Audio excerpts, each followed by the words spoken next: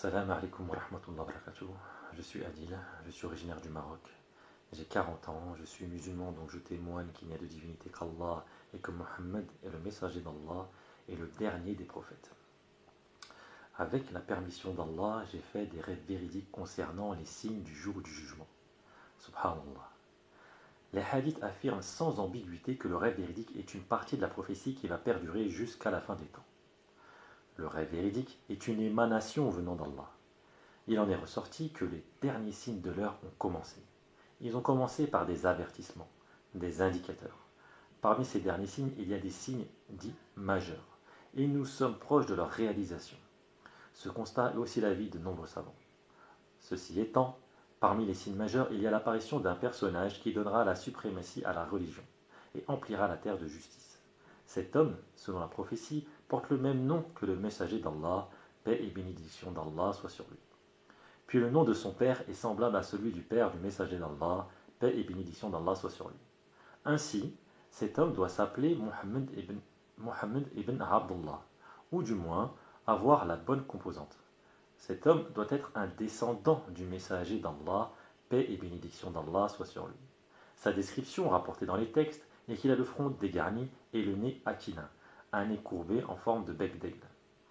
Cet homme doit apparaître du côté de l'Orient, puis sera soutenu par des gens de l'Orient, des gens de l'Est. Enfin, Allah le parfera en une nuit, ce qui veut dire que son potentiel sera pleinement révélé qu'à partir de ce moment. Mais avant cela, il aura une existence somme toute commune. Cet homme est surnommé le Mahdi, le bien guidé, ou plutôt l'imam Mahdi. À notre époque, aujourd'hui, il y a une personne. Oui, il y a une personne. Une personne qui répond à la bonne dénomination tout en répondant aux critères de filiation établis par la prophétie. Cette personne répond également aux critères physiques établis par la prophétie. Et cette personne est bien d'Orient comme la plupart des gens qui le soutiennent. Depuis maintenant plusieurs années, cette personne partage ses rêves, des rêves divins qui viennent d'Allah. Cette personne a donc déjà une forte implication avec Allah. Dernière chose, cette personne ne se proclame pas être l'imam Mahdi, bien au contraire. Cependant, cette personne correspond aux critères de la prophétie. Cette personne s'appelle Mohammed Qasim ibn Abdul Karim. Autrement dit, Ibn Abdullah, vu que Al-Karim est un des 99 noms d'Allah. L'origine Quraïsh de Mohammed Qasim ibn Abdul Karim est bien établie. Son portrait, plus exactement son front, son nez, ressemble fidèlement à la description que nous avons du Mahdi. Et enfin, Mohammed Qasim ibn Abdul Karim est originaire du Pakistan, un pays islamique d'Asie du Sud. Allah m'a éveillé sur la situation avant que je ne connaisse l'existence de Mohammed Qasim ibn Abdul Karim.